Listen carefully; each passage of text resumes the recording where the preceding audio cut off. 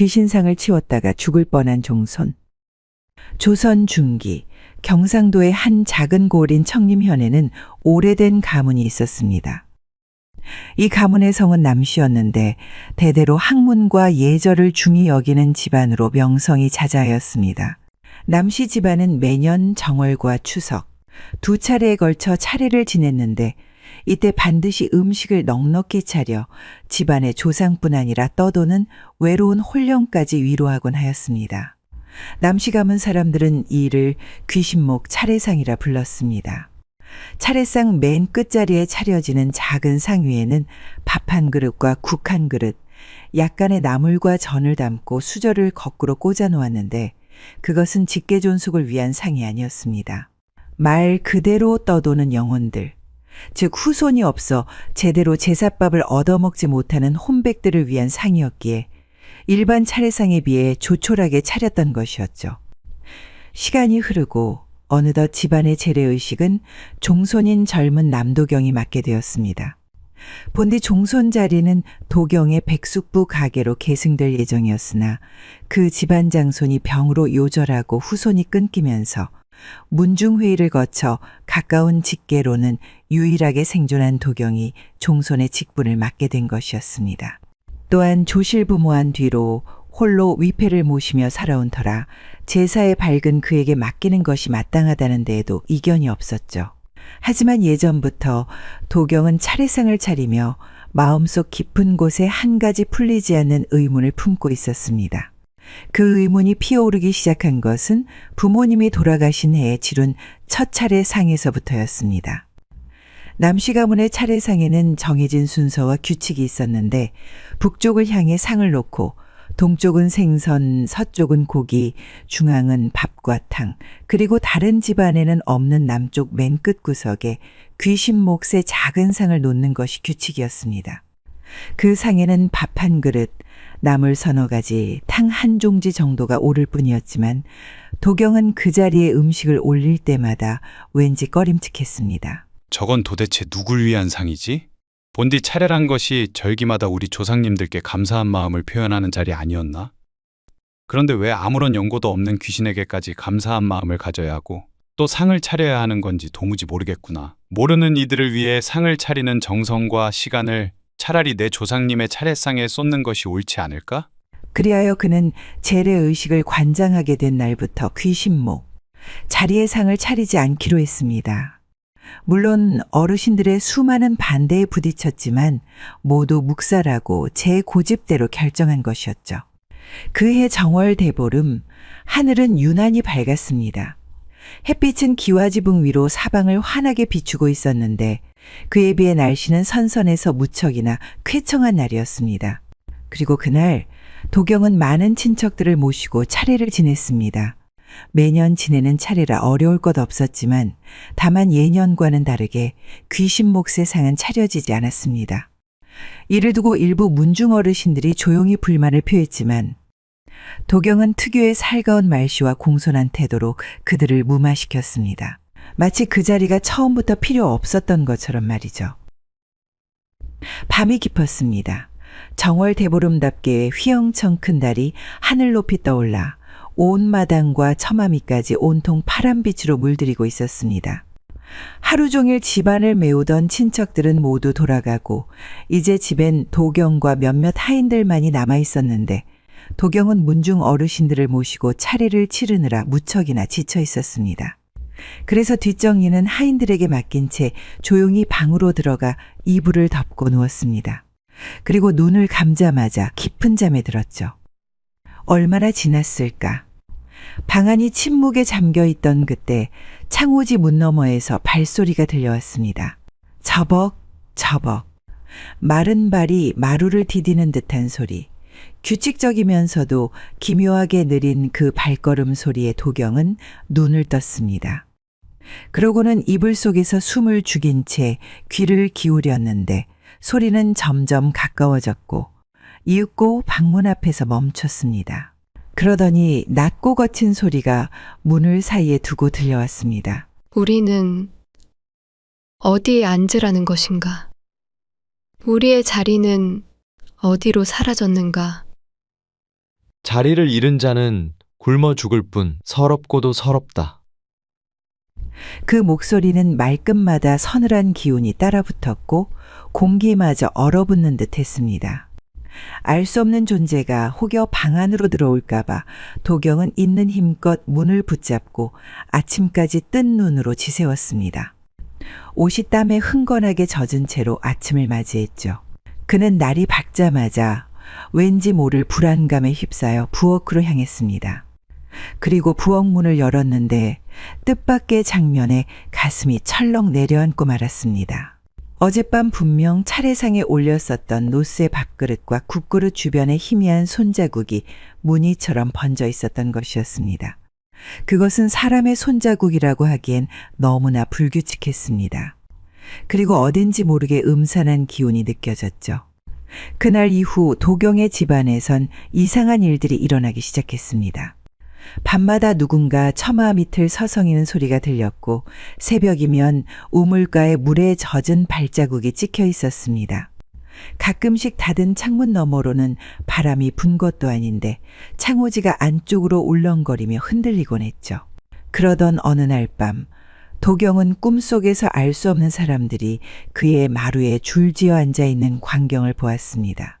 그들 중 누구도 얼굴을 자세히 볼 수 없었는데 그 흐릿한 형체들은 도경을 향해 손을 뻗고 화난 목소리로 말했습니다. 우리의 자리를 빼앗은 너는, 없애버린 너는 우리와 마찬가지로 굶어야 하리라.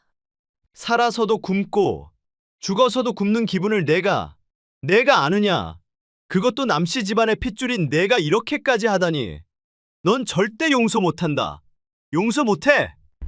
그날 이후로 도경은 밥을 제대로 삼키지 못했습니다. 입에 무언가를 넣기만 하면 메스꺼움이 밀려왔고 억지로 넘긴 음식은 곧 모두 개워내는 지경에 이르렀죠. 처음엔 놀라서 체한 줄 알았습니다.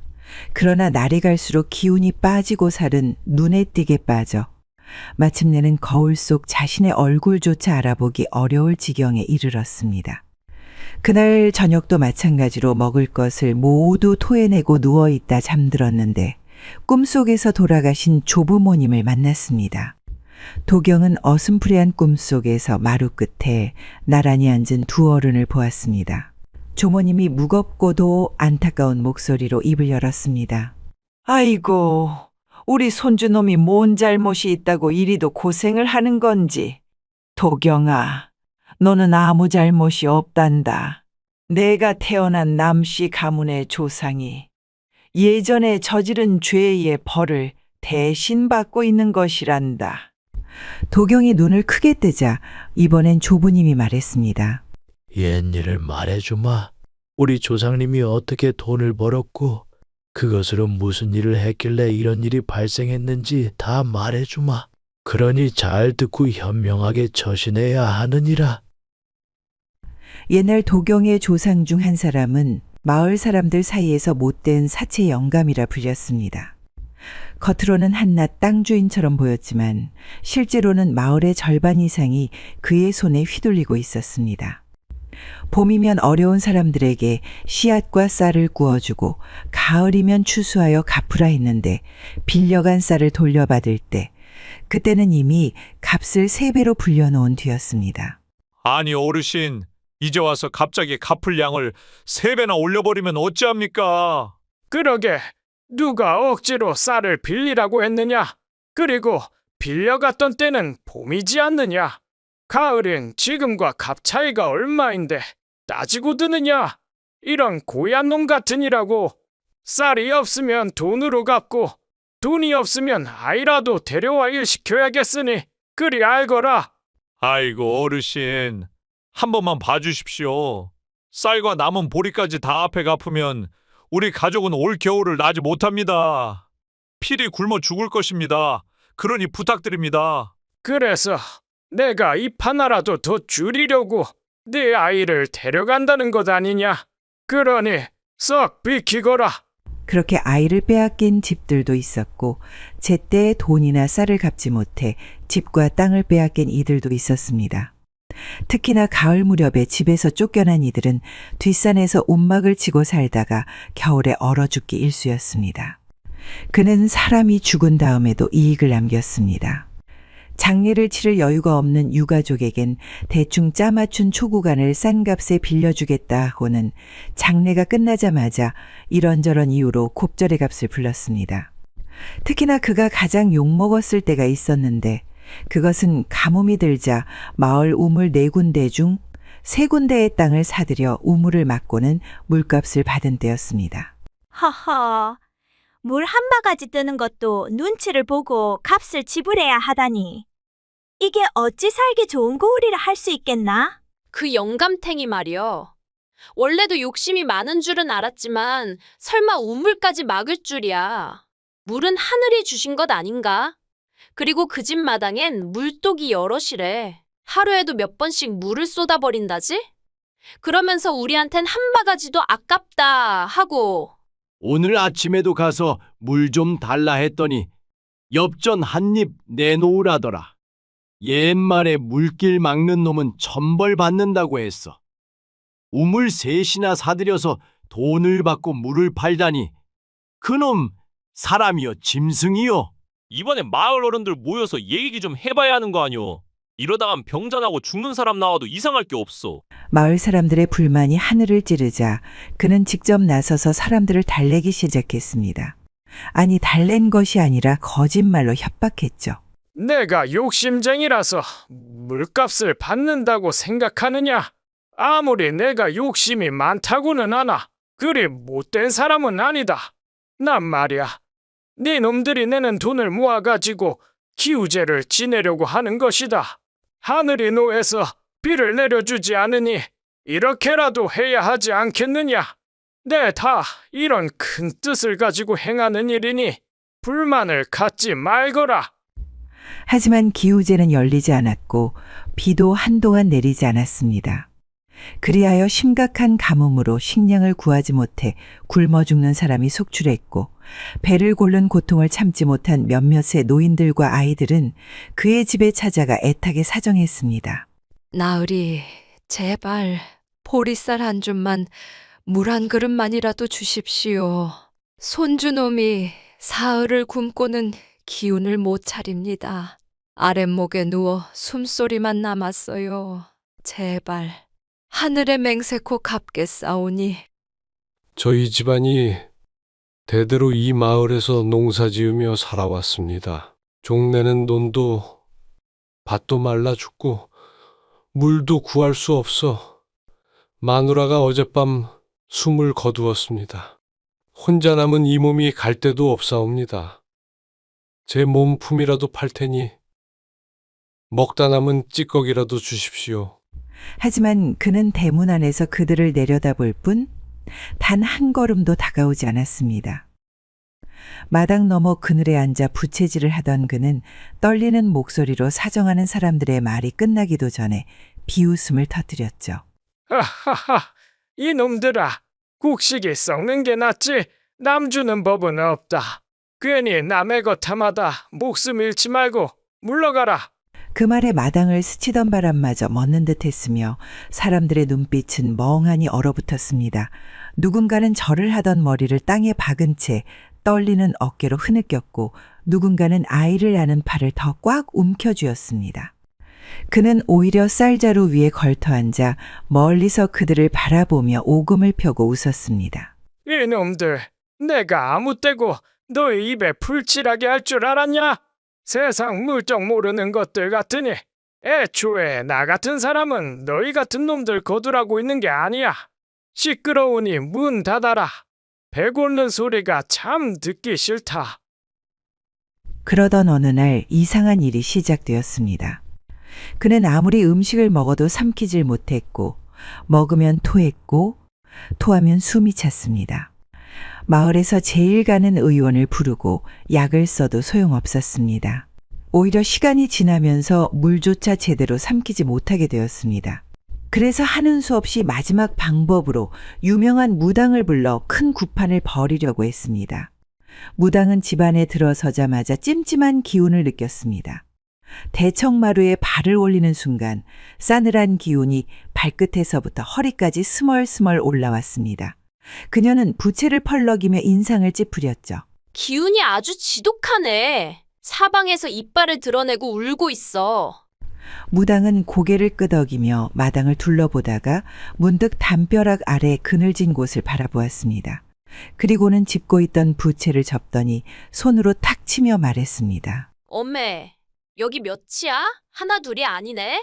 넷, 다섯, 여덟도 넘는다. 다 여기 박혀 있어. 나가지도 못하고 보내달란 말도 못해. 이러니 집안이 망조가 들지. 허허, 나도 굿을 100번 넘게 했지만 이런 집은 못해. 이건 내가 굿한다고 풀릴 일이 아니야, 여긴. 원한이 너무 깊어.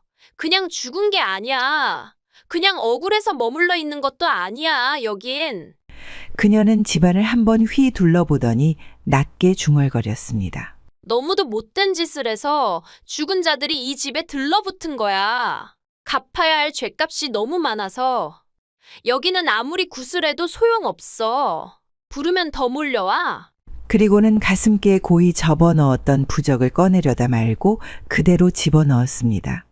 그녀는 담 너머를 한 번 더 바라보다가 발걸음을 돌렸습니다. 난 못하네, 못해. 신도 이런 집엔 들어가지 않아. 그 말만 남기고 무당은 발길을 돌렸습니다. 이후 부자는 아무것도 먹지 못하고 끙끙 앓다 숨을 거뒀습니다. 그리고 집안의 가장자리는 그의 아들에게 맡겨졌는데 장남 역시 아버지가 돌아가신 뒤 얼마 되지 않아 똑같은 증상으로 죽을 위기에 처했습니다. 그런데 어느 날 한 스님이 집 앞을 지나던 중 걸음을 멈추고 말했습니다. 사람에게는 인연이 있고 귀신에게도 자리가 있을지언데 이 집안은 남의 목숨 위에 세워진 집이라 그런지 억울한 영혼들이 떠나지 않는구나. 그 말을 들은 장남의 부인 큰 며느리는 버선발로 달려나와 스님에게 애걸복걸했습니다. 스님 맞습니다. 그래서 그런지 시아버님이 알 수 없는 병에 걸려 돌아가셨고 제 남편이 지금 같은 병으로 고생하고 있습니다. 아무것도 먹지 못하고 먹기만 하면 토해버리니 이러다 굶어 죽겠습니다. 그럴만도 하지요. 굶어 죽은 수많은 영들이 떠나지도 않고 절이 꾸역꾸역 모여 있으니 말입니다. 그러니 절에 가서 무명고온제를 지내고 매년 설과 추석에 억울하게 죽은 이들을 위해 작은 상 하나라도 차려주십시오. 그리 한다면 나을 것입니다. 그날 이후 며느리는 큰 돈을 들여 절에서 무명고온제를 지냈습니다.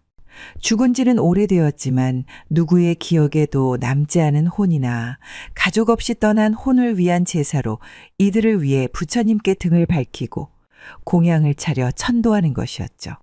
그리고 매년 차례때가 되면 간소한 밥 한 그릇, 나물 서너 가지, 탕국 한 그릇, 작지만 정성껏 차려 올렸습니다. 처음에는 주의 반대가 심했습니다. 조상님들 차례상에 잡기들을 먹일 상을 차린다고 있는 욕은 다 먹었죠. 하지만 그 후로 신기하게 장남의 병은 씻은 듯이 나았기에 그녀에게 손가락질하며 욕을 하던 사람들의 입을 다물게 만들 수 있었습니다. 후로 후손들은 무탈히 삶을 이어왔습니다. 그러나 누구든 그 자리에 상을 치우거나 없애려 하면 그에 꼭 한 번은 병이 나거나 귀신이 다녀간다는 말이 전해 내려왔죠. 한참 동안 조부모의 말을 들은 도경은 깨달았습니다. 자신이 병들어가는 것은 단순한 과로도 망상도 아니었고 자신이 그 상을 올리지 않아 이 사단이 벌어진 거라 말이죠.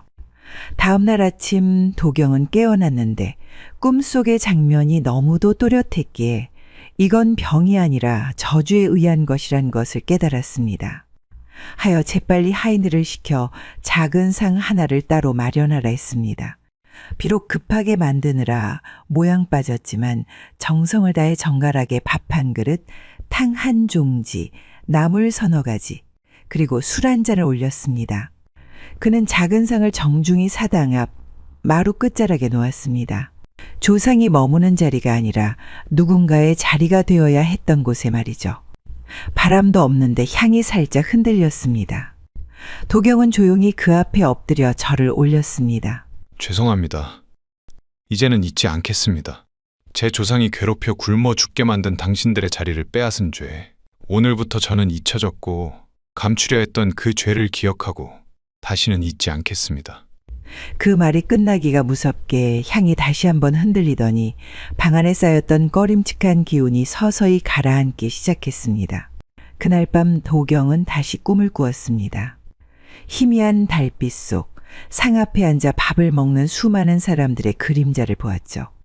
그 형체는 얼굴도 옷도 흐릿하여 구별할 수 없었으나 숟가락을 들고 고요히 밥을 떠먹는 모습이 무척이나 행복해 보였습니다.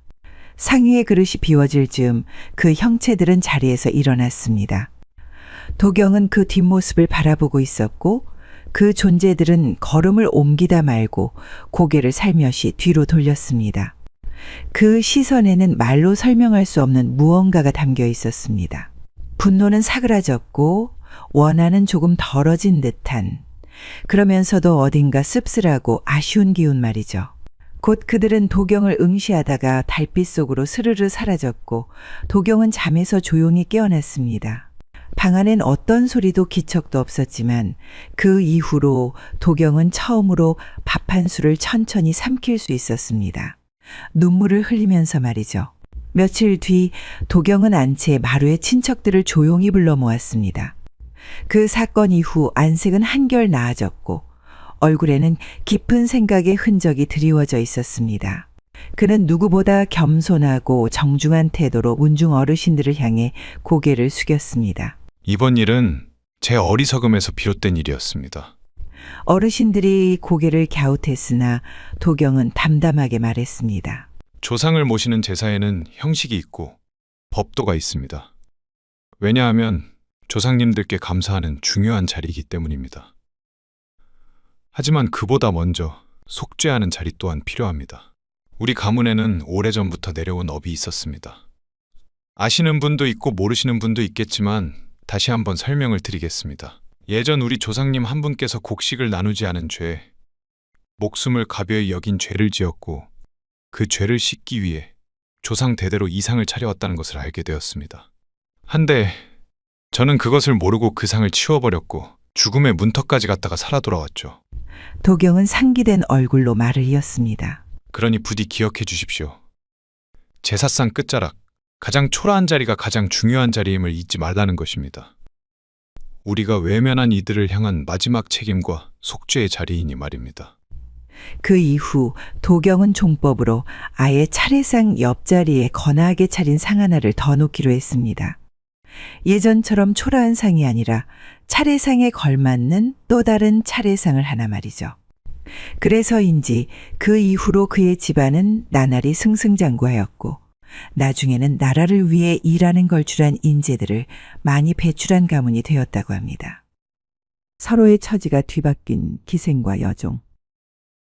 외숙어른, 제가 진주까지 따라가도 되겠습니까? 젊은 박문수는 어느 날 그렇게 물었습니다. 조정에 발을 들이기 전 마음속으로 꼭 한번 나란 일을 직접 보고 겪고 싶었던 마음 때문이었죠.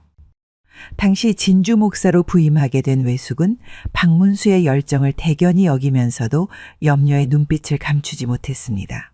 내가 책상 물림이라는 말을 듣지 않으려면 세상 물정을 먼저 익히는 것도 좋지. 따라오너라. 다만 경거망동하지는 말아라. 그리하여 박문수는 외숙을 따라 진주로 향했습니다. 남도의 풍광은 서울과 달리 한적하면서도 차분한 게 그의 마음을 끌었습니다. 목사댁에 도착한 첫날 박문수는 서실에서 책을 읽던 중 문 밖으로 한 무리의 기녀들이 지나가는 모습을 보게 되었습니다. 그리고 그중 한 여인이 그의 눈을 사로잡았죠. 그녀는 선홍빛 치마에 백옥 같은 얼굴, 또렷한 눈매와 단아한 몸가짐을 가지고 있었습니다. 비록 잠깐 눈이 마주쳤지만 서로의 마음속에 불씨 하나가 움트기엔 충분한 순간이었습니다. 며칠 후 박문수는 외숙의 동의 없이 몰래 기방을 찾았습니다. 촉성로 아래 위치한 그 기방은 낮에는 조용하지만 해가 지면 등불이 켜지고 풍류를 즐기는 사내들이 삼삼오오 모이는 곳이었습니다. 박문수가 조심스레 문을 열자 안에서 검은고 소리와 잔잔한 웃음소리가 흘러나왔습니다. 기녀는 그를 알아보자마자 잠시 놀란 듯 했지만 곧 수줍은 미소로 그를 맞이했습니다. 그녀는 눈길을 피하며 조심스레 다가와 말했습니다. 진짜 오실 줄은 몰랐어요. 그날 눈빛이 그냥 스쳐가는 손님이라 생각했는데. 박문수는 말없이 그녀의 눈을 바라보았고 방으로 들어서며 속삭이듯 말했습니다. 나는 한 번 마음을 준 사람을 쉽게 잊지 못하오. 그날 그대의 아름다운 자태가 내 가슴에서 떠나지 않아 이렇게 다시 왔소. 기녀는 잠시 눈을 감았다가 천천히 고개를 끄덕였습니다. 방 안엔 향냄새가 은은히 퍼졌고 둘은 마주 앉아 술잔을 주고받았습니다. 술이 오가고 이야기가 쌓일수록 서로의 거리는 조금씩 줄어들었습니다. 박문수는 그녀가 들려주는 노래에 조용히 귀를 기울였고 그녀는 그가 없는 시구에 눈빛을 빛냈습니다. 밤이 깊어가자 등불이 흔들리는 가운데 두 사람은 나란히 앉았고 기녀는 조심스레 그의 무릎에 손을 얹으며 말했습니다. 저 같은 여인에게도 이런 밤이 올 줄은 몰랐습니다. 늘 잠시 웃고 떠나는 얼굴들만 보며 살아왔는데 오늘은 다르네요. 박문수는 그녀의 손을 잡았습니다. 말끝에 담긴 외로움이 그의 가슴을 찔렀습니다. 그리고 그는 진지한 눈빛으로 그녀를 바라보며 말했습니다. 산이 무너지고 바다가 마를지라도 나는 그대의 마음을 저버리지 않을 것이오. 이것만은 믿어주시오. 기녀는 그의 손을 꼭 잡았는데 목소리는 떨렸지만 눈빛만은 단호했습니다. 저도요, 서방님. 오늘 이 밤을 오래 기억할 것입니다. 그러면서 둘은 한 이불 속으로 들어갔습니다. 그리고 다음 날 기방마당에서 또 하나의 인연이 박문수의 눈에 들어왔습니다. 얼굴이 보기 드물게 못생긴 여종 하나가 물동이를 이고 지나가고 있었는데 주변 사람들이 쑥덕거림이 들려왔습니다. 저 계집은 30이 다 됐는데 아직 남정의 손도 못 잡았다더라. 그래서 다들 일부러 피하지 않나? 거기다 저 못생긴 얼굴 주위에 있다는 것만으로도 재수가 없어진다는 말까지 나올 정도인데. 박문수는 씁쓸한 웃음을 지었습니다. 사람의 외모로 그 사람의 모든 것을 단정짓는 것이 마음에 걸렸습니다. 그날 밤 물을 들고 지나가던 여종에게 박문수는 조용히 손짓했습니다. 잠깐 이리 와보거라. 그녀는 놀란 눈으로 뒤를 돌아봤습니다. 제가 뭘 잘못했습니까요? 잘못한 것은 없으니 무서워하지 말고 이리 오너라. 그녀는 조심스레 그의 방으로 들어섰습니다. 박문수는 부드러운 말투로 말을 이었습니다. 어제 처음으로 이 기방에 왔는데 모두 외모에 집착하는 허울 좋은 껍데기뿐이었느니라. 한데 너는 달라 보였지. 진실되고 성실해 보였느니라. 여종은 어리둥절한 눈으로 박문수를 바라봤지만 처음 듣는 칭찬에 몸둘 바를 몰랐습니다. 이윽고 둘은 하룻밤을 함께했습니다. 그녀는 한마디도 먼저 묻지 않았고 대신 아침에 그의 손을 꼭 잡고 눈시울을 붉히며 말했습니다. 서방님, 이 나이 먹도록 사내 품을 몰랐는데 알려주셔서 그저 감사할 뿐입니다. 10년이 흘렀습니다. 박문수는 과거에 급제했고 승승장구했습니다. 조정에서도 총명한 자로 이름을 날렸고 마침내 암행어사로 임명되어 남도의 백성들을 살피게 되었습니다. 암행어사로서 전국을 떠돌던 그는 어느 날 진주에 머물게 되었고 10년 전 그날의 두 여인을 떠올렸습니다. 그리고 마음 한켠이 싸늘해졌죠. 박문수는 두 여인이 잘 살고 있는지 궁금했습니다. 하여 일부러 거지처럼 차려입고 촉성로 아래에 있는 옛날 기방 골목으로 갔죠. 그는 문을 두드렸습니다. 밥 좀 주십시오. 노파 하나가 나왔습니다. 그녀는 허름한 외양의 박문수를 흘깃 보더니 잠시 시선을 멈췄습니다. 자네? 박서방 아닌가? 박문수는 조용히 웃으며 고개를 끄덕였습니다. 맞습니다. 예전 이 기방을 제 집 안방처럼 드나들었던 바로 그 박서방이옵니다. 박문수의 말에 노파는 마치 귀를 의심하는 듯 두 눈을 부릅떴습니다. 희끗한 눈가가 덜덜 떨리고 입술이 무언가를 되뇌는 듯 파르르 움직였죠. 대체 그 세월 동안에 무슨 일이 있었던 것인가? 노파는 잠시 허공을 바라보다 곧 헛기침을 하고 자리에서 일어나 그를 자세히 들여다보았습니다. 마른 얼굴에 수염이 덥수룩하고 도포자락은 헤어져 실밥이 늘어져 있었으며 신발은 이미 짝짝이었습니다. 한때는 장안의 총각들 중 으뜸이라는 소문이 돌던 사내였는데 지금은 영락없는 떠돌이 노숙자의 몰골이었습니다. 이게 어쩌다 이런 신세가 되었단 말인가. 아, 이럴 때가 아니지. 뭐 하고 있나? 어서 안으로 드시게. 저 안방이 비었으니 거기 앉아 있게. 내가 금방 밥상 차려올 터이니.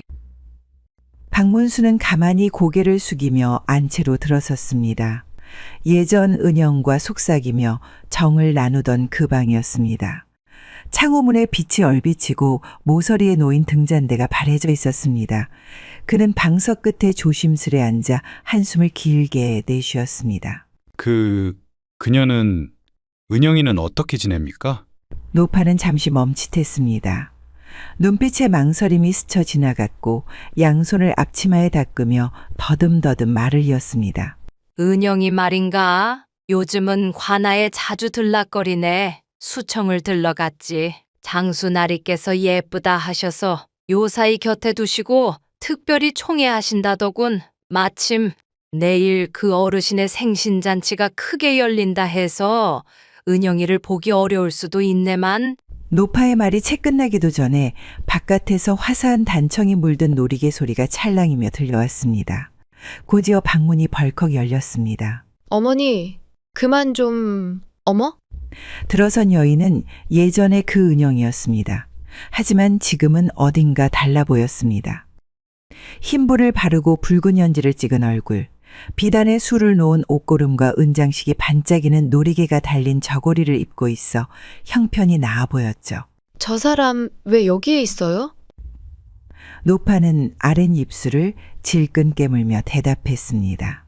이거사, 오랜만에 서방을 봤으면 반가워해야지. 넌... 서방이라 그건 예전 이야기죠. 그녀는 박문수를 찬찬히 훑어보았는데 그 시선은 차갑기 그지없었고 이내 비웃음 섞인 말투로 말했습니다. 행색을 보니 한눈에 알겠네요. 도련님이 아니라 떠돌이 같군요. 박물장수인지 거렁뱅이인지. 어머니, 저는 준비할 것이 있어서요. 그만 나가보겠습니다. 그녀는 박문수에게 눈길을 한 번 더 주지 않고 방 한쪽에 있던 화려한 옷상자와 놀이개 상자를 챙겨들고 방을 나갔습니다. 잠시 정적이 흘렀습니다. 박문수는 말없이 고개를 숙이고 앉아 있었는데 천천히 입을 열었습니다. 주인이 저리도 쌀쌀맞으니 더는 머물 이유가 없겠네요. 그는 조용히 자리에서 일어났습니다. 노파는 다급히 그의 소매자락을 붙잡았습니다. 잠깐만, 박서방. 저 애가 저런 말투를 쓴 건 요즘 장수나리 눈치를 보느라 그런 것이니 마음에 두지 말게나. 그리고 내가 빨리 저녁밥을 내올 테니 한 숟가락이라도 뜨고 가게. 하지만 박문수는 고개를 절레절레 흔들었습니다. 그 눈빛에는 미련도 분노도 없었습니다. 다만 깊은 허무가 배어있을 뿐이었습니다. 인연이란 맺었다 생각하나 결국 언젠가는 끊어지는 법이지요. 그저 늦은 깨달음이 아쉬울 따름입니다. 그는 고개를 숙여 노파에게 인사를 했습니다. 그동안 폐를 끼쳐드린 적 있다면 부디 용서해 주십시오. 그는 문을 밀며 나갔습니다. 등 뒤에서 노파의 한숨이 길게 이어졌습니다. 진주읍내는 아직 새벽빛이 가시지 않은 시간이었습니다. 이른 장을 서두르는 장수들이 집신 소리를 내며 오가고 제기나 허드렛사리를 이고지는 아낙네들이 골목을 가득 채우고 있었습니다. 박문수는 후줄근한 도포자락을 여미며 저작거리 한 구석, 좁은 샛길 쪽으로 걸음을 옮겼습니다. 그때였습니다. 샛골목 끝에서 커다란 물동이를 머리에 이고 조심조심 걸어오는 여인의 모습이 눈에 들어왔는데 그녀의 걸음에는 익숙한 절도가 있었고 어깨를 곧게 펴고 시선을 낮춘 모습이 낯설지 않았습니다. 박문수는 발걸음을 멈췄습니다. 햇볕에 그을려 거칠어진 피부, 두 뺨에 자글자글 얽힌 세월의 자취, 손등에 베어든 굳은 살. 그 옛날 정성을 다해 술상을 차리고 밤이면 바느질하며 달빛을 올려다보던 그 눈빛. 박문수의 말을 묵묵히 듣고 때로는 속 깊은 말을 꺼내던 조용한 여종. 그녀는 순간 박문수를 보고 고개를 흔들며 중얼거렸습니다. 이상하다. 이상해. 분명 꿈에서 본 얼굴인데. 박문수는 차마 발을 떼지 못하다가 용기를 내어 조용히 다가섰습니다. 그리고 낮게 말끝을 굴렸죠. 왜 사람을 보고 이상하다 하시오? 그녀는 그제야 물동이를 천천히 내려놓았습니다. 항아리 속 물이 찰랑이며 출렁이었습니다. 그녀의 눈빛은 믿을 수 없다는 듯이 흔들렸다가 벅참으로 물들어갔습니다. 혹시 서방님이십니까? 박문수는 말없이 고개를 끄덕였습니다. 그 순간 그 여인의 눈가에 이슬이 맺혔습니다. 시간의 강을 건너 세월의 바람을 맞은 두 사람의 눈빛이 하나로 포개졌고 긴 기다림도 말없이 스쳐간 날들도 지금 이 눈빛 한 번으로 다시 살아났습니다. 이제야 서방님을 뵙게 되었군요. 그날 이후로 저는 이 골목을 지나며 항상 서방님이 언제 돌아올까 하며 기다렸습니다. 박문수는 손을 뻗어서 그녀의 물기 어린 손을 조심스럽게 감쌌습니다. 이제야 돌아왔네. 어둠 속에선 햇빛이 기지개를 켜듯 스며들고 있었고 한때 같이 살았었던 두 사람은 그렇게 다시 만났습니다. 그녀의 집은 두색한 남짓한 초가집이었습니다. 겉으로 보기엔 누추했지만 마당 귀퉁이엔 잘 말린 장작이 정갈이 쌓여 있었고 처마 밑에는 말린 고추며 쑥 산나물이 주렁주렁 걸려 있었습니다. 박문수가 문간에 서자 그녀는 먼저 말없이 고개를 숙여 인사하고 조심스럽게 그를 안방으로 안내했습니다. 그는 방 한켠 조용히 앉았습니다.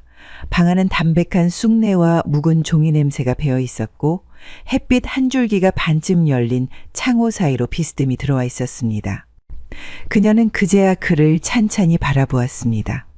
낡고 헤어진 도포, 꿰맨 자국마저 해져버린 옷자락, 먼지로 얼룩진 흰가끈, 한때의 말끔하고 기품 있던 사내의 자취는 온데간데 없고 거리를 전절한 흔적만이 남은 모습이었습니다.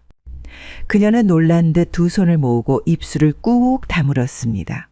그리고 안으로 돌아가 장롱을 열고 손에 들고 있던 작은 옷상자를 꺼냈습니다.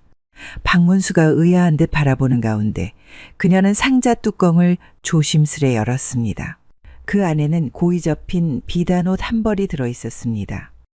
자줏빛 도포의 옅은 은사자수가 곱게 놓여 있었고 안감은 보들보들한 명주로 되어 있어 오랜 세월을 견뎠음에도 윤기가 살아 있었습니다. 박문수는 숨을 삼켰습니다. 그 옷은 분명 가난한 여종의 손으로는 쉽게 구할 수 없는 것이었기 때문이었습니다. 그는 나직이 물었습니다. 이 옷은 무엇이냐? 여인은 옷자락을 어루만지며 조용히 말했습니다. 서방님의 도포가 너무 해져. 그냥은 더는 눈 뜨고 볼 수가 없었습니다. 이건 제가 지난 몇 해 동안 물 깊고 품팔아 모은 돈으로 조금씩 사둔 천으로 지은 옷입니다. 그녀는 잠시 숨을 고르고 말을 이었습니다. 처음엔 300조각을 모았지만 그러다 문득 생각했습니다. 언젠가 서방님께서 정말 다시 오신다면 제 마음을 담아 조금이라도 따뜻하고 곱게 모셔야 하지 않을까 하고요. 그래서 조용히 천을 바꾸었습니다. 자줏빛 비단이 마음에 들었거든요. 그나저나 먼 길 오셨으니 밥부터 드셔야지요. 그리고 부엌으로 가서 밥을 짓기 시작했습니다. 쌀 씻는 소리, 불을 지피는 소리, 나무를 묻히는 소리가 정겹게 이어졌습니다. 박문수는 여전히 그 자리에 앉아 비단 도포를 손에 들고 가만히 천을 어루만졌습니다. 그러던 중 갑작스레 부엌 쪽에서 짤랑 하고 그릇 깨지는 소리가 났습니다. 이어서 낮은 중얼거림, 누군가를 탓하는 듯한 날카로운 욕짓거림이 섞여 들려왔습니다. 박문수는 순간 깜짝 놀라 자리에서 일어나 문간에 다가갔습니다. 방금 그 소리는 무엇이냐? 잠시 후 부엌 문 사이로 여인이 고개를 내밀었습니다. 죄송합니다. 조금 시끄러웠지요. 그녀는 다소 뜸을 들이다가 조용히 말했습니다. 남쪽에선 귀신을 섬깁니다. 아시지요? 제주나 남해 쪽에선 아직도 조상 위에 신을 먼저 모시고 해마다 별상을 차려 제사를 지냅니다. 박문수는 말을 잇지 못하고 그저 고개를 끄덕였습니다. 그녀는 천천히 말을 이었죠. 서방님과 헤어진 그날 이후 저는 매일 아침 이방 모퉁이에 제기를 차려놓고 손수 만든 신주를 모셔두었습니다. 붓을 잡아 이름을 써넣고 조심조심 수를 따르고 절을 올렸지요. 그렇게 매일같이 기도했습니다. 부디 입신양명하시고 대과의 장원 급제하시길, 언젠가는 도포자락 휘날리며 이 마을로 다시 오시기를, 관복을 입고 저 문간을 들어서 주시기를. 그녀는 잠시 숨을 삼켰습니다. 박문수는 그제야 그녀의 손이 떨리고 있음을 알아챘습니다. 하지만 10년이 지나 다시 뵌 서방님은 제가 그려왔던 모습과 너무도 달랐습니다. 기다리며 마음속으로 그리던 그분이 아닌 듯하여 그래서 화가 났습니다. 이렇게까지 되셨을 줄은 몰랐습니다. 그래서 그 마음이 무너져 내리는 순간 견딜 수가 없었습니다. 그녀는 잠시 눈을 감고 숨을 삼켰습니다. 그래서 제가 손수 만든 제기를 모두 내던졌습니다. 수저통이며 밥그릇, 촛대며 향로까지 무엇 하나 남기지 않고 깨어버렸지요. 제 하나뿐인 소원. 그토록 간절히 빌었던 바람을 신께서 들어주시지 않아서 참을 수가 없었습니다. 그녀는 떨리는 손으로 자신이 만든 신주판을 꺼내와 보여주었습니다. 검은 먹으로 조심스레 써내려간 박문수라는 이름이 여전히 희미하게 남아 있었습니다. 그녀는 옷소매로 눈물을 닦았는데 그 손길은 너무도 조용하고 무표정했습니다. 박문수는 자신의 안위를 걱정해준 그녀에게 말했습니다. 내가 길을 잃고 헤매고 있는 동안에도 너만은 날 믿고 기다려 주었구나. 그 마음 앞에서 참으로 부끄러워지는구나. 하지만 모두 쓸데없다 생각하지 말거라. 내 정성 덕에 이렇게 내가 무사히 살아 돌아온 것 아니냐. 그런데 대체 뭐 때문에 이런 나를 기다린 것이냐? 전 한번 마음 준 사람은 평생 잊지 못합니다. 그리고 비록 서방님이 큰 벼슬을 하셨더라도 다시 돌아오지 않으셨다 해도 괜찮은 마음이어서 그리했습니다. 그저 저같이 천한 여종 하나쯤은 기억 못하시는 게 당연하다고 마음먹었기 때문이기도 합니다. 박문수는 그녀의 손을 잡고 말했습니다. 그렇구나. 고맙고 참으로 감사한 마음뿐이다. 이튿날 아침, 진주 읍내는 평소보다 더 부산스러웠습니다. 관아 앞에는 일찍부터 상인들과 인력군들이 몰려들었고 시장통은 벌써부터 소문으로 떠들썩했습니다. 오늘 장수날이 생신이라지? 촉성로에 기생들이 죄 모인다더라. 그것뿐이겠나. 진주 관아에 고을 수령들까지 다 모였다 카더라. 그리고 기생 은영이도 나온다던디. 촉성루는 이미 술상과 휘장으로 화려하게 단장되어 있었습니다. 수라상엔 전복며 문어찜, 꿩육회 같은 진귀한 음식들이 오르고 술은 향기로운 초향을 품은 송아주였습니다. 관복을 입은 수령들과 벼슬아치들은 누각에 둘러앉아 서로 술잔을 주거니 받거니 했습니다. 그 가운데 박문수는 여전히 어제와 같은 해진 도포에 먼지를 뒤집어 쓴 거지꼴로 누각 아래 초라한 자리에 앉아 있었습니다. 다 달아떨어진 집신을 신고 옷자락은 구겨지고 찢겨 있었습니다. 사또가 그를 힐끗 쳐다보더니 흥미 반 경멸 반의 표정으로 중얼거렸습니다. 구경꾼이 또 끼었군. 뭐, 저 구석에 앉혀둔다고 해가 되진 않겠지. 짐승도 구경은 하니 말일세. 그 말에 주위 관속 몇몇이 따라 웃었습니다. 그러나 사또는 고개를 한번 갸웃하더니 너스레를 섞어 덧붙였습니다. 그래도 오늘 같은 날엔 거지도 배는 골치 말아야 한다 하지 않느냐? 잔칫날에는 개도 쫓지 않는다는 말이 있지. 하물며 사람이야. 한술 얻어먹고 가라 해라. 복 나간다. 하하! 나리께서 인정도 많으시죠? 아저는 고개를 끄덕이며 거짓 웃음을 지었습니다. 사또는 다시 술잔을 들어 입을 축이며 중얼댔습니다. 세상 꼴이 우습다. 저런 놈도 촉성루에 발을 들이네. 뭐, 세상은 원래 그런 법이지만. 박문수는 아전의 명에 따라 잔치상 제일 끝자리에 자리 잡았습니다. 그때 기생들이 차례로 등장해 악기와 물을 선보였고 이어서 하나둘씩 향긋한 술을 장수와 수령들에게 따라 올리기 시작했죠. 다홍치마가 나부끼고 옥비녀의 빛이 반짝였으며 향이 가득한 손끝에서 잔이 돌았습니다. 그중 단연 시선을 끈이는 흰 저고리에 옥색 치마를 입고 가볍게 곡선을 그리며 다가오는 그녀, 기생은영이었습니다. 그녀는 단정하고도 도도한 자태로 술상을 돌았습니다. 고운 손끝에서 잔을 받는 수령들은 괜스레 웃음을 지으며 손등에 시선을 두었고 그녀는 아무런 흔들림 없이 차분히 잔을 따랐습니다. 그러다 마침내 그녀가 마지막으로 술병을 들고 다가간 곳은 맨 끝자리에 있는 박문수의 자리였습니다. 그녀는 그를 보자 눈썹을 미세하게 찌푸렸습니다. 그러나 곧 아무 일도 없다는 듯 허리를 숙이고 잔을 들었습니다. 손님께도 한 잔 올리겠습니다. 순간 주위가 잠시 정적에 휩싸였고 아전 하나가 킥킥거리며 말했습니다. 기생이 거지한테도 잔을 따르네? 오늘은 무슨 날인가? 그러거나 말거나 박문수는 그 잔을 받으며 입가에 조용히 웃음을 띄었습니다. 이렇게 예쁜 기생이 직접 따라주는 술이라면 먹고 죽어도 여한이 없겠소.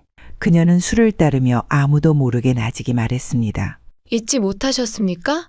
저는 다 잊었습니다. 그녀의 목소리는 또렷하고도 담담했습니다. 마치 아주 오래전에 감정을 접어두고 꺼내지 않은 사람 같았죠. 박문수는 잔을 내려다보며 조용히 웃었습니다. 그리고 잔을 천천히 들며 입을 열었습니다. 사람마다 있는 방식이 다르지요. 어떤 이는 정겨웠던 이름을 지우려 애쓰고 어떤 이는 마음에 남은 얼굴을 되새김질하다 끝내 덮어버리려 하죠. 하지만 또 어떤 이는 오랜만에 마주한 그 사람의 냉정함에 질려 그 존재 자체를 잊어버리려 한답니다. 그녀는 말없이 그의 눈을 바라보았습니다. 그 말 속에 담긴 무게를 모를 리 없었죠. 기생은영이 술잔을 내려놓고 돌아서려던 그 순간 장수는 눈살을 찌푸렸습니다. 그는 노기를 감추지 못한 채 소리쳤죠. 거지 주제에 기생에게 추파를 던져? 이건 폐악이야, 폐악. 이런 천한 놈을 어찌 가만 놔두고 잔치를 계속한단 말이냐. 그러자 사또가 손을 번쩍 들었고 하인들과 포졸들이 우르르 달려들어 박문수의 옷자락을 거칠게 움켜잡았습니다. 곧 술렁이기 시작했고 기생들마저 놀라 뒷걸음질을 쳤습니다. 몇몇 아전과 사람들은 킥킥 웃으며 구경거리를 즐기듯 박문수를 내려다보았습니다. 그러나 바로 그 순간 박문수는 천천히 일어났습니다. 그리고 얼굴에 비웃음 한 점 없이 단호한 목소리로 말했습니다. 물러서라. 아무리 내 놈들의 간이 밖으로 나왔기로써니 이 자리에 감히 어사를 어찌하려는 겐가? 장수와 사또의 얼굴이 동시에 굳었습니다. 뭐라? 어서? 그때 촉성루 밖에서 암행어사 출두요라는 외침이 쩌렁쩌렁 울려 퍼졌습니다. 누각이 얼어붙은 듯 정적에 휩싸였습니다. 술잔을 들던 손, 대화를 나누던 입, 심지어 바람에 나부끼던 기생의 치맛자락마저 멎는 듯 했습니다. 눈 깜짝할 사이 수십 명의 포졸들이 촉성로 입구를 가로막았습니다. 그제서야 박문수는 품속에서 조심스럽게 어사패를 꺼내들었습니다. 하얀 비단끈에 묶인 어사패가 햇살을 받아 번뜩였죠. 그는 그것을 머리 위로 높이 들어 보이며 한 발자국 앞으로 걸어 나갔습니다. 나는 조정의 명을 받고 이 고을에 내려온 암행어사 박문수다. 모든 이가 숨을 죽였습니다. 기생들은 놀라 입을 틀어막았고 아전들은 허겁지겁 바닥에 무릎을 꿇었습니다. 술기운이 가시지 않은 사또와 장수는 입술을 파르르 떨며 허둥지둥 일어서려다 이내 휘청거리며 그 자리에 주저앉았습니다. 박문수는 촉성루 상석에 우뚝 서서 아래를 내려다보았습니다. 그의 옷은 해졌지만 눈빛은 누구도 넘볼 수 없는 위엄을 지니고 있었죠. 그 앞에 무릎 꿇은 장수와 사또는 진땀을 흘리며 고개를 조아리고 있었고 아전들은 입을 꾹 다문 채 그저 숨소리조차 죽인 채 웅크리고 있었습니다. 그때 관아의 하인이 기녀 은영과 노파를 끌고 들어왔습니다.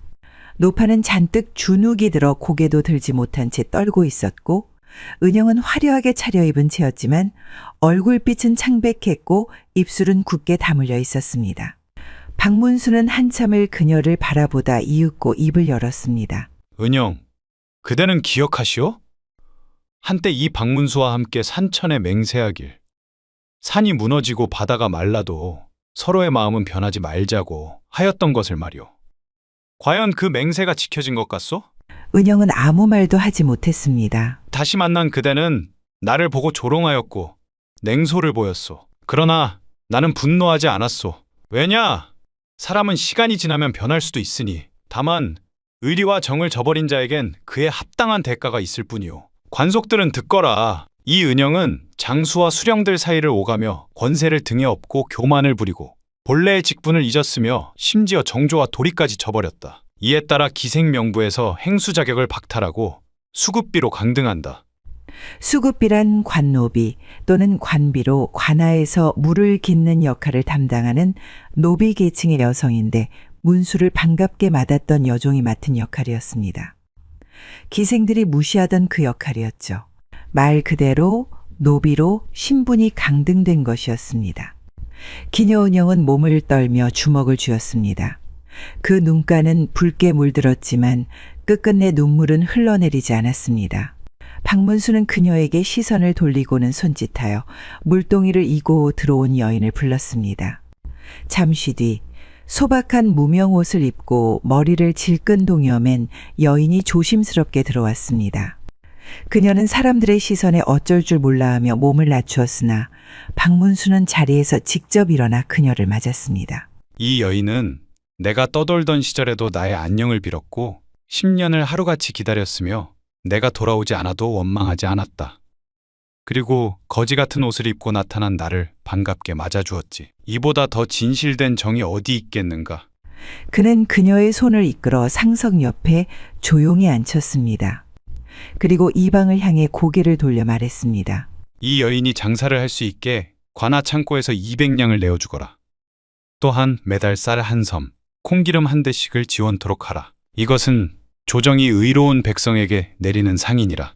주변에서 오 하는 탄성이 흘러나왔고 몇몇 기생들은 눈을 비비며 중얼거렸습니다. 여종을 어사 어른이 직접 상석에 앉히다니.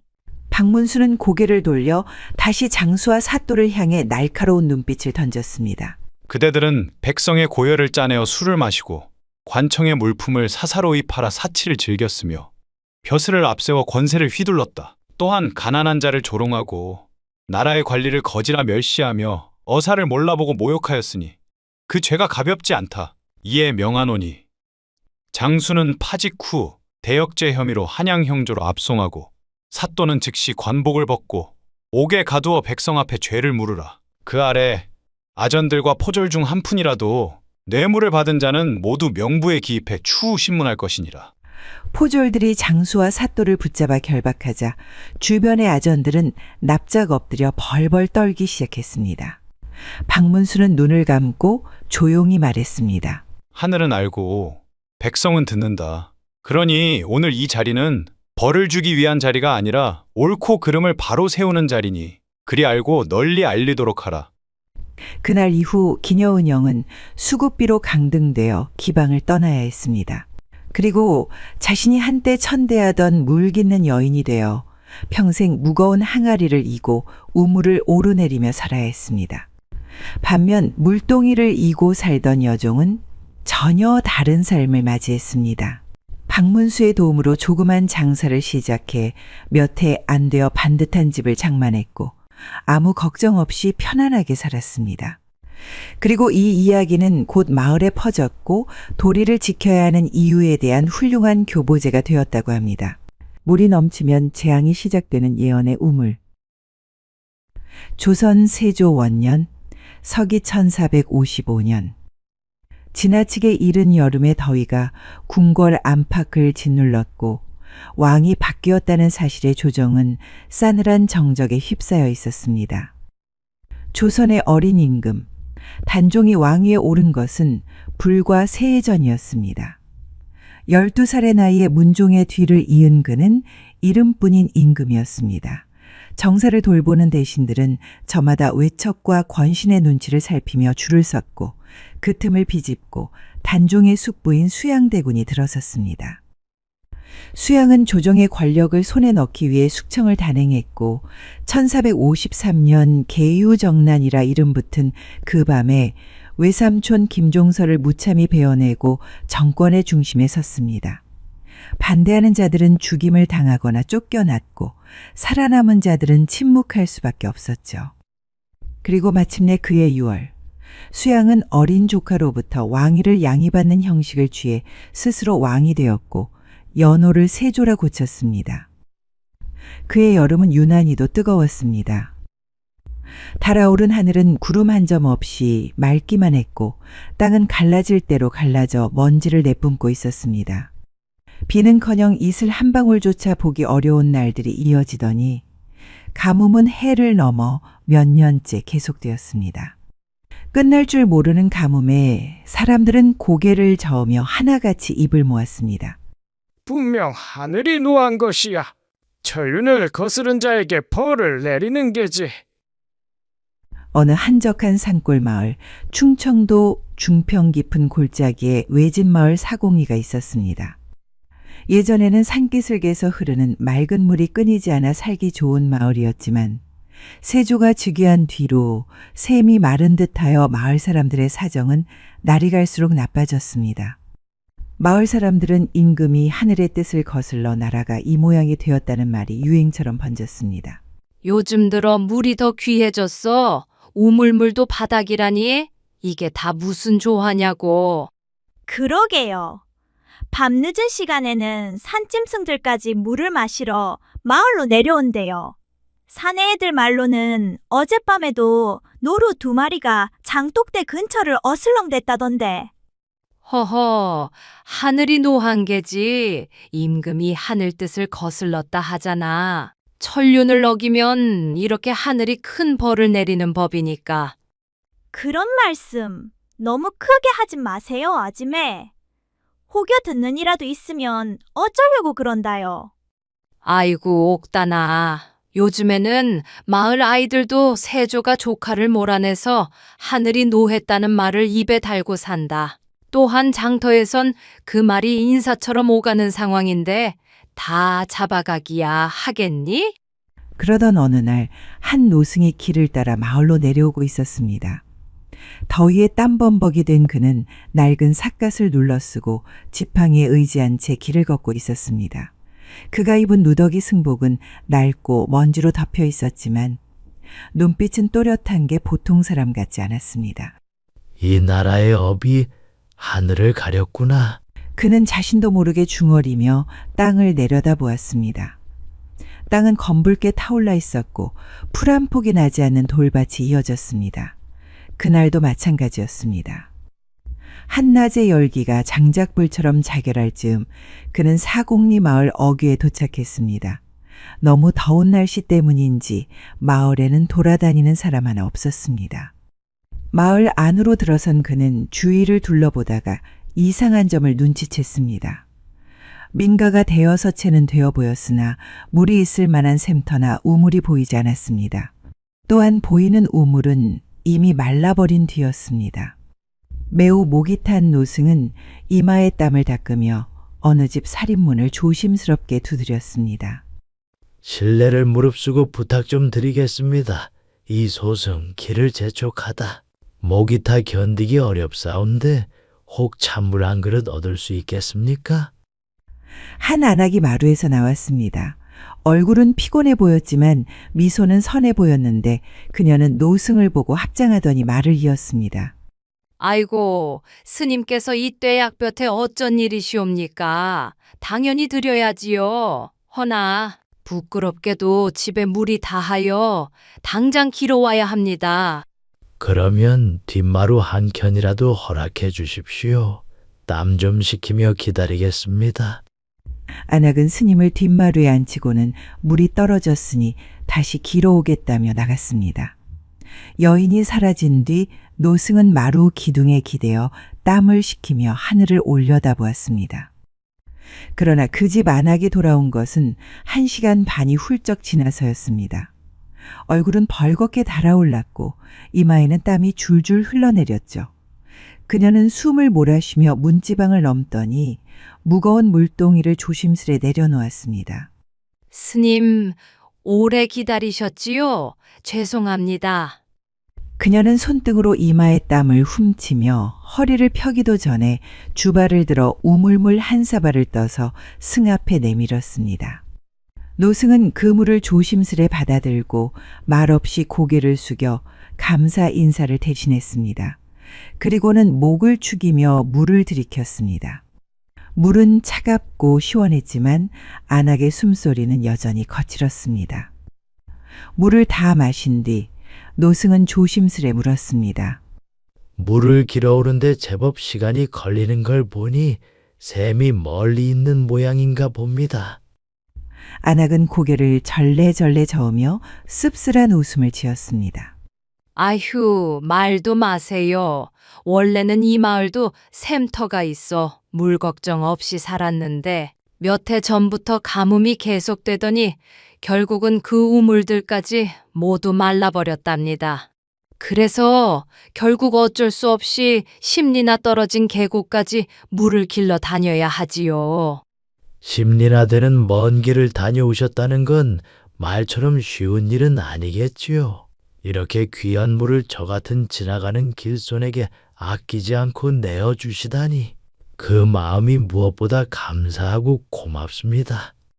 소승은 세상 인연이란 게 결코 우연이 아니라고 믿고 있습니다. 목마른 여름날 우연히 이 마을에 이르렀고 또 이렇게 힘들게 물을 얻어먹었으니 이것이 하늘의 뜻이 아니라면 무엇이겠습니까? 노승은 말을 마치자마자 짚고 온 지팡이를 들고 조용히 마당 한가운데로 걸어나가더니 자리를 잡고는 땅을 3번 두드렸습니다. 묵직한 소리가 고요한 마당에 울려 퍼졌습니다. 그리고 이내 눈을 감고 잠시 하늘을 우러러본 뒤 조심스럽게 말을 꺼냈습니다. 내 비록 스쳐가는 객승에 불과하나 이 은혜를 그냥 넘길 수는 없지요. 보살님의 수고에 보답하는 셈치고 이 마을에 물 한 줄기라도 흐르게 해드릴 수 있다면 그 또한 제 도업에 닿는 일 아니겠습니까? 그렇게 천천히 온 마을을 돌아다니며 계속 지팡이로 땅을 찍어가던 스님은 결국 마을 중심부 너럭바위 앞에서 멈춰섰습니다. 그는 손에 든 지팡이를 높이 들었다가 다시 바위 위에 정성스레 3번 내리쳤습니다. 탁탁탁. 어느새 스님의 행동을 의아하게 여긴 마을 사람들이 구경하러 모여들었는데 그는 모인 마을 사람들을 향해 말했습니다.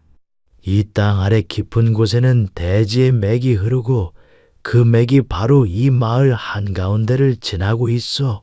내가 지팡이로 느꼈으니 분명 그리할 것이요. 사람들이 숨을 삼키는 듯 정적이 흘렀고 한 청년이 떨리는 목소리로 물었습니다. 스님, 그렇다면 이 바위 아래 물이 흐른단 말씀이십니까? 그렇소. 이 너럭바위는 단순한 돌덩이가 아니라 대지의 숨구멍이라 할 수 있어. 이곳을 파면 분명 생명의 물줄기가 솟아날 것이요. 그러나 명심하시오. 이 물은 평범한 샘이 아니요. 하늘과 땅이 한데 이어진 자리에서 솟는 물이기에 반드시 세상사에 응답하게 되어 있어. 그는 지팡이로 바위를 다시 한번 두드리며 덧붙였습니다. 이 물은 여름에도 시원하고 겨울에도 얼지 않으며 가뭄에도 마르지 않을 것이요. 그러나 만일 이 물이 넘쳐 흐르는 날이 온다면 나라에 큰 변고가 있을 것이니 부디 그 징조를 헤아리도록 하시오. 이튿날 마을 사람들은 너럭바위 앞에 모였습니다. 스님의 말을 따르기로 한 것이었죠. 사내들이 괭이와 망치로 내려치자 바위는 예상보다 쉽게 금이 가기 시작했습니다. 첫 번째 금이 일어나자 마치 땅속 깊은 곳에서 숨결 같은 바람이 불어왔습니다. 갑자기 바람이 땅 밑에서 솟아나다니 이게 대체 어찌 된 일이지? 한 사내가 중얼거렸습니다. 그 바람은 은은한 소량과 매화꽃 향을 품고 있었는데 사람들은 경이로움이 일어 말없이 서로를 바라보았습니다. 곧이어 바위가 세로로 갈라지며 중심이 쪼개졌고 그 틈 사이로 투명하고 맑은 물이 스르르 흘러나오기 시작했습니다. 바위 틈에서 맑은 물줄기가 솟아나는 순간 처음엔 누구도 말을 잇지 못했습니다. 한 사내가 조심스럽게 손을 뻗어 물을 떠보았습니다. 손 안에 담긴 물은 매우 맑고 차가웠습니다. 물이여! 물이 솟았소이다! 그 외침이 울려 퍼지자 잠시 숨죽이고 있던 마을 사람들이 일제히 들썩였습니다. 아이부터 노인까지 너나 없이 우물 곁으로 달려들었습니다. 바가지와 사발로 심지어 치마자락으로라도 물을 받으려 애썼습니다. 한 아이는 물을 한 모금 삼키더니 두 눈을 동그랗게 뜨고 외쳤습니다. 달다? 어머니, 이 물 달아요. 정말이네. 이거 봐라. 가슴속까지 시원해지는구나. 아이들은 물장난을 쳤고 안악들은 물동이를 이고 웃음을 터뜨리며 돌아갔고 장정들은 우통을 벗고 등목을 하며 더위를 식혔습니다. 들녘에서 쏟아지던 햇살은 여전히 따가웠지만 마을은 그 어느 때보다도 밝고 환한 웃음으로 가득 찼죠. 우물이 터진 뒤에도 노승은 마을에 오래 머물지 않았습니다. 청년들과 노인들이 감사를 전하려 했지만 그는 손사래를 치며 이 말을 남기고 떠났습니다. 물은 여기에 흐르고 있던 것이요. 눈에 보이지 않아 차마 몰랐을 뿐이지.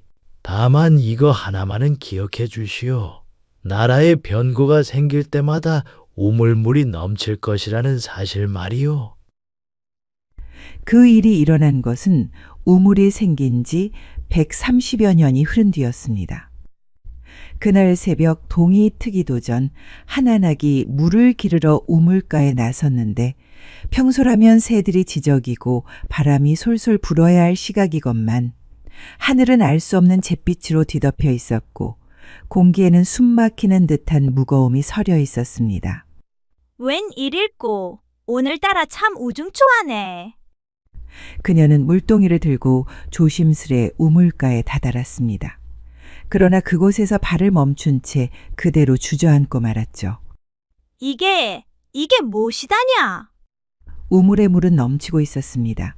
분명 스님이 말하길 이 물은 가뭄에도 마르지 않으나 넘치게 되면 나라에 병고가 있으리라고 했었죠. 그 말을 안악은 어릴 적부터 귀에 박히도록 들어왔습니다. 하지만 실제로 물이 넘치는 것을 본 것은 처음이었습니다. 평소엔 맑고 투명하던 수면 위에는 희끄무레한 안개가 낮게 깔려 있었고 그 물은 마치 숨을 쉬듯 꿈틀거리며 출렁였습니다. 그 안에는 알 수 없는 어스름과 불안이 숨어 있는 듯 했습니다. 그녀의 비명이 마을을 깨웠습니다. 사람들은 하나둘씩 우물가로 달려왔고 오래된 전설을 기억하는 노인들은 우물 앞에 무릎을 꿇고 떨며 말했습니다. 노승님의 그 말씀이 진짜였어. 하늘이 진노하신 거야. 정말 이 날이 올 줄이야. 그날 이후 우물은 더는 사람들이 웃으며 물을 기르던 곳이 아니었습니다. 누구도 그 앞에서 농을 하지 않았고 아이들은 겁에 질려 가까이 가지 않았습니다. 마을 어귀엔 밤이면 풀벌레 대신 침묵이 내려앉았고 사람들 사이엔 말보다 눈빛만 오갔습니다. 그러던 며칠 뒤 말을 탄 파발이 거친 숨을 몰아쉬며 마을 어귀를 지나쳤습니다. 외놈들이 부산포를 쳤다. 왜 병의 나라로 들이닥쳤고 대궐에서도 이미 피난을 준비한다니 어서 빨리 피난을 떠나거라. 그 소식은 한낱 먼 땅의 일이 아니었습니다. 왜군은 거침없이 북상했고 단숨에 경상도, 충청도까지 휩쓸었습니다.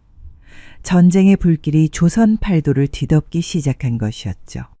그날 우물가에서 넘쳐 흐르던 물을 보고 섬뜩한 기운을 느낀 이들 가운데 일부는 마을 어른의 말에 따라 짐짓 허겁지겁 산으로 몸을 피했습니다.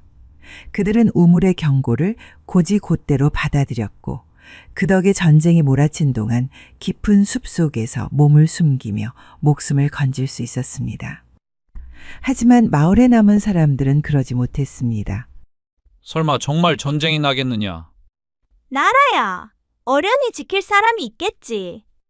그렇게 위태로운 평온을 믿으며 일상을 이어가던 이들은 어느 새벽 왜군이 몰려오자 제대로 피할 새도 없이 참화를 맞이했습니다. 기와집은 불길에 무너지고 골목마다 피비린내가 배어들었습니다. 장정들은 포로가 되어 끌려갔고 안악들과 아이들은 무참히 짓밟혔습니다. 울부짖음은 하늘을 찔렀으나 누구도 그들을 구해주지 못했습니다. 피난을 갔던 이들이 산 너머에서 연기를 바라보며 흐느낄 때 마을은 이미 잿더미가 되어 있었습니다. 그렇게 조용했던 촌락은 며칠 만에 폐허로 변했고 사람들은 그제야 두려움 섞인 목소리로 속삭였습니다. 우물이 알려준 거였어. 그 물이 우리에게 경고한 거였어. 오랜 시간이 지나고 물맛이 좋기로 소문난 그 우물은 일제 강점기의 혼란스러운 시간 속에서도 묵묵히 마을 한가운데를 지키고 있었습니다.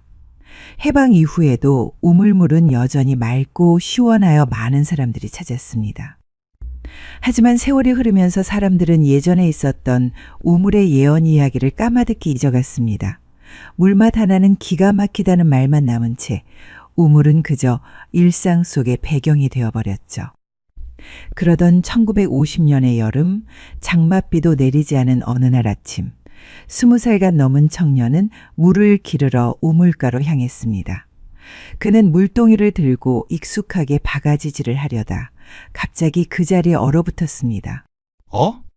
우물에 물이 가득 차올라 가장자리에서 뚝뚝 흘러내리고 있었던 것이었습니다. 어제까지만 해도 잠잠했던 수면이 출렁이며 넘쳐 흐르고 있었고 땅바닥은 이미 물에 젖어 흙이 질척거렸습니다. 그 위로 시들어 떨어진 들꽃 몇 송이가 무심히 떠다니고 있었죠. 청년은 숨을 삼켰습니다. 얼굴은 순식간에 창백해졌고 마치 무언가를 떠올린 듯한 얼굴로 외쳤습니다. 우물물이 넘쳐. 이거 이상해. 이상한 소식은 금세 마을에 퍼졌습니다.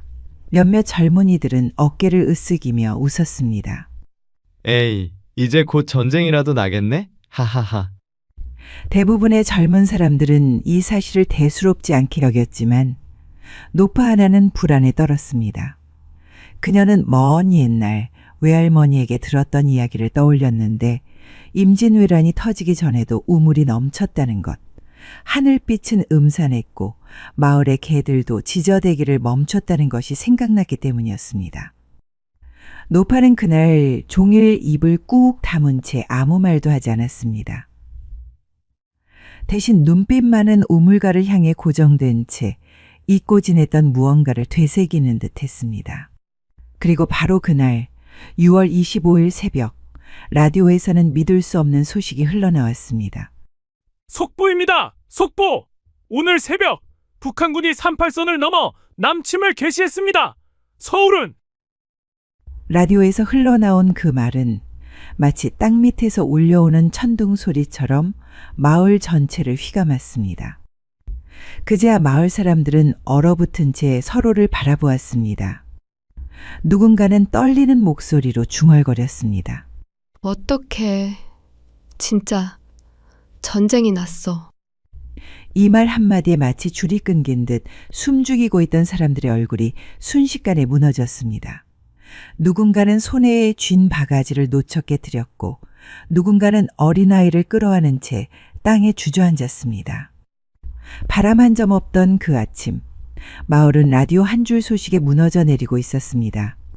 주하댁은 넋이 나간 채 마루 끝에 앉아 있었습니다. 그녀는 두 아들을 군에 보낸 지 얼마 되지 않았고 막내는 이제 겨우 17이었습니다. 우리 막둥이 아직 편지도 못 받았는데.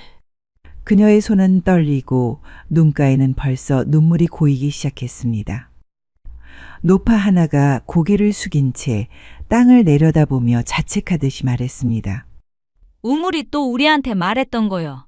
이번에도 놓치지 말았어야 했는데. 그러자 마을 어귀에서 누군가 외쳤습니다. 짐 챙겨. 빨리 산으로 올라가야 해. 이번에도 그 우물이 먼저 알려준 거야. 사람들은 순식간에 아수라장이 된 마을 안에서 서로를 부르며 짐을 싸기 시작했습니다. 아이를 업고 늙은 부모의 손을 잡고 뒤도 돌아보지 않은 채 산길을 오르기 시작한 이들도 있었고 아직 믿기지 않는 듯 허공만 바라보는 이들도 있었습니다. 그 우물가엔 여전히 맑은 물이 고요히 출렁이고 있었습니다. 하지만 그 물 깊숙한 곳엔 인간이 감히 헤아릴 수 없는 무언가가 있었던 것이었습니다. 오랜 세월이 흐른 지금도 충청도 중평의 외진 마을 사곡리, 그 한복판에 자리한 말새우물은 여전히 맑고 깊은 물을 머금은 채 고요히 솟고 있습니다. 가뭄에도 마르지 않고 홍수에도 넘치지 않는 그 우물은 마을 사람들에게는 생명줄이죠. 하지만 지금까지 내려오는 전설이 하나 있는데 세 번째로 우물에 물이 넘쳐오를 때 그날이 곧 세상의 마지막